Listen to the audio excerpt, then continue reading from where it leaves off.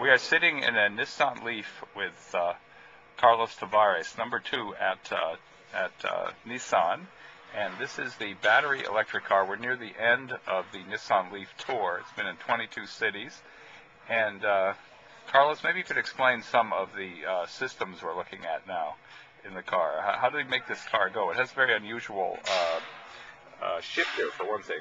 There's the shifter. How do we make it go into drive? Well, it's very simple. You know, it's all about having a very intuitive ergonomy, and basically an electric car is more simple, much more simple than the cars we are used to. It's related to the nature of the power source. You know that the Nissan Leaf is a real car.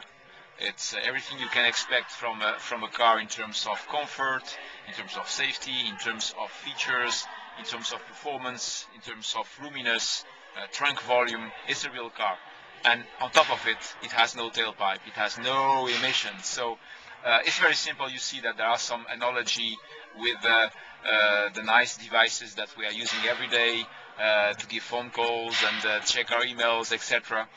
All of that ergonomy is embedded in the dashboard over here. One feature, I'm looking now at the screen, and I understand you can use this to help find a place to plug in the Leaf, because we're talking about an all-battery car. This is Los Angeles we're looking at here. But you can actually find charging through this, right?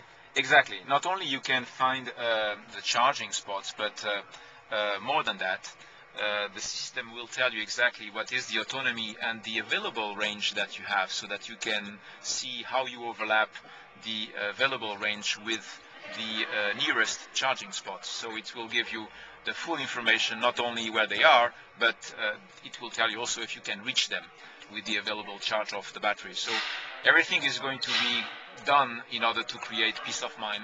And of course, the fact that you can also command remotely the charging, the heating, the cooling of the car. When you are, for instance, in a meeting and you want to make sure that the car is fully charged, you just have to use your mobile phone and check it. Yeah, so people understand that you can actually have the car be warmed up or cooled down before you get in it from your cell phone, right? Exactly. So it's very convenient, and it of course allows you also to make sure that when you are heating or cooling the car, you are using the power from the main grid instead of using the power that you have in your battery. So it's another way to optimize the autonomy. A very nice thing also about it is the convenience, the fact that you don't have to go after a gas station. The power comes to you. The power is in your garage, is in the parking lot of your company, is in the parking lot of the shopping mall where you are spending some time.